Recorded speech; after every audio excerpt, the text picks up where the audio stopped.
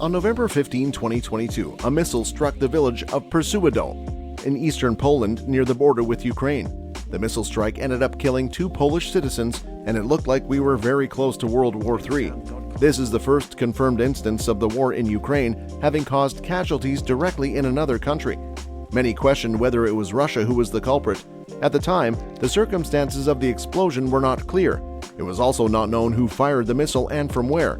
So, who fired the missile? Was Russia involved in this act?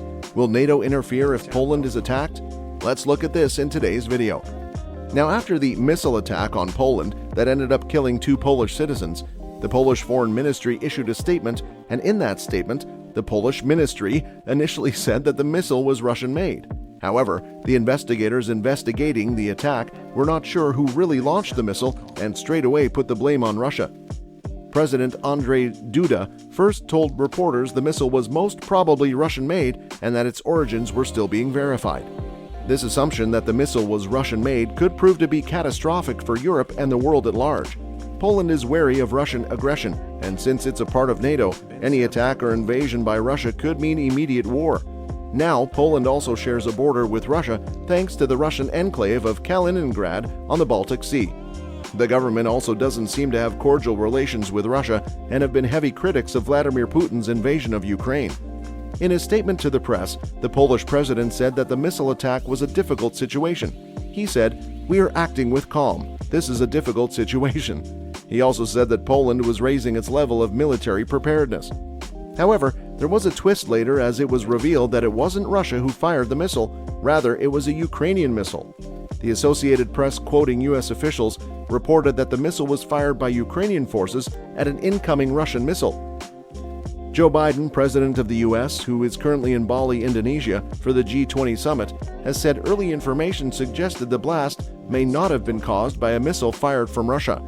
Biden apparently told the Associated Press there is preliminary information that contests that the missile was fired from Russia. It is unlikely in the lines of the trajectory that it was fired from Russia, but we'll see. Nevertheless, President Biden has promised full U.S. support for and assistance with Poland's investigation, and reaffirmed the United States' ironclad commitment to NATO, the AP report added. He also convened an emergency meeting of the Group of 7 and NATO leaders in Indonesia for consultations on the situation in Poland. But what has Russia said about the accusations? Well, it looks like Vladimir Putin was surprised and taken aback when he learned that NATO was putting the blame on it for something it hasn't done. The Kremlin denied it fired the missile. Its defense ministry called reports a deliberate provocation aimed at escalating the situation, reported Reuters. Kremlin spokesperson Dmitry Peskov, meanwhile, said he had no information on an explosion in Poland. Now, had Russia indeed fired a missile into Polish territory, this would have been a very serious situation. With tensions in the region already high because of the war, an attack on Poland could have escalated tensions and led to NATO engaging in a full-blown war with Russia. And since Russia is fighting the war alone, it cannot afford taking on another war with NATO forces. Russian forces are already having a tough time in Ukraine, and a NATO conflict could propel them to use nuclear force in a bid to avoid losing the war. We'd also like to address what Poland or other NATO members could do if they were attacked. The New York Times reported that President Duda has said it is highly probable that he would ask for the activation of NATO's Article 4, under which members of the treaty discuss their response when one of them is threatened. The official handle of the Polish president tweeted a message that reads, according to a Google translation, President Andrzej Duda, I informed Jan Stoltenberg, POTUS, Rishi Sunak, and Olaf Scholz that our ambassador will participate in the North Atlantic Council and that it is highly probable that he will request the activation of Article 4, i.e., Allied consultations. Jan Stoltenberg is Secretary General of NATO, POTUS refers to President Joe Biden, and Rishi Sunak and Olaf Scholz are the Prime Minister of the UK and Chancellor of Germany, the 2 most important members of NATO in Europe. And what exactly does Article 4 of the NATO Charter say? Well, it basically says member states will consult together whenever, in the opinion of any of them, the territorial integrity, political independence, or security of another member is threatened.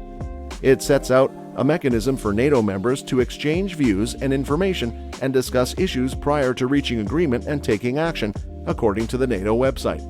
It also gives NATO an active role in preventive diplomacy and providing the means to help avoid military conflict. NATO member states are not under obligation to carry out follow-up action, even though such deliberations can lead to a decision to take military action.